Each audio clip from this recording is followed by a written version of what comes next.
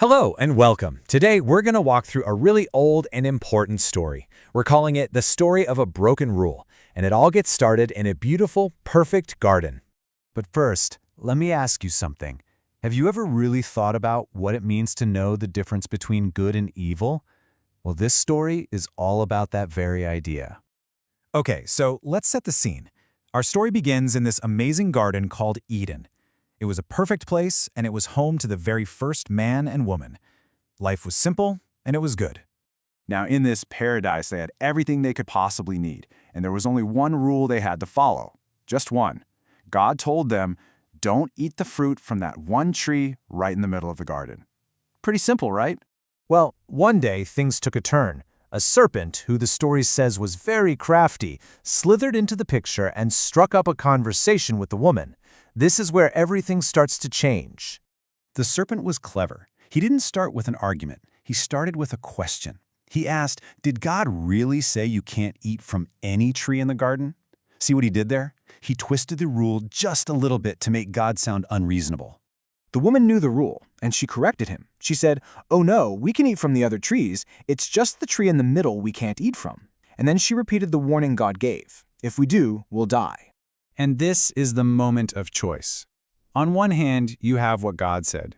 You will die. But the serpent claims the exact opposite. He says you will not die. In fact, he adds a pretty tempting promise that their eyes would be opened, and they would become like God, knowing good and evil. So the woman looked at the fruit, and as she looked, a few things went through her mind. 1, it looked like it would be really good to eat. 2, it was beautiful. And 3, this was the big one, she believed it could make her wise. And then the choice was made. It happened in 3 quick steps.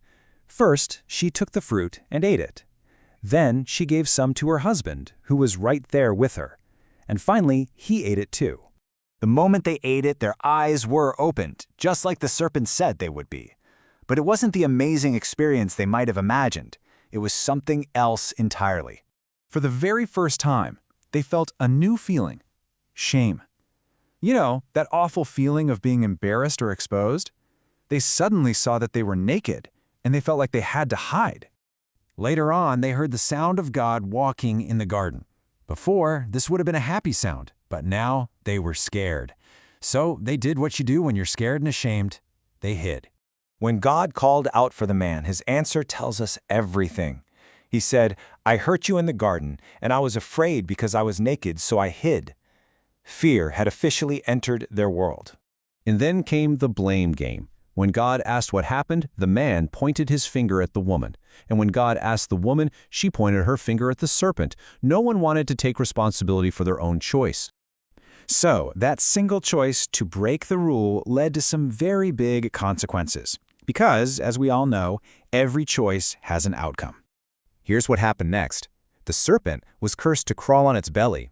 The woman was told she would experience pain in childbirth. And the man, well, he would now have to work the ground hard just to get food. Life wasn't going to be so easy anymore.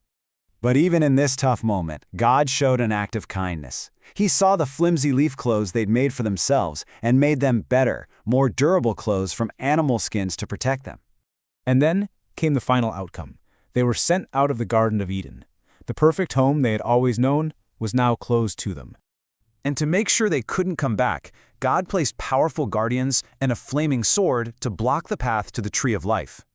A whole new chapter for humanity was about to begin, outside the garden walls. So, what's the one clear idea to take away from all of this?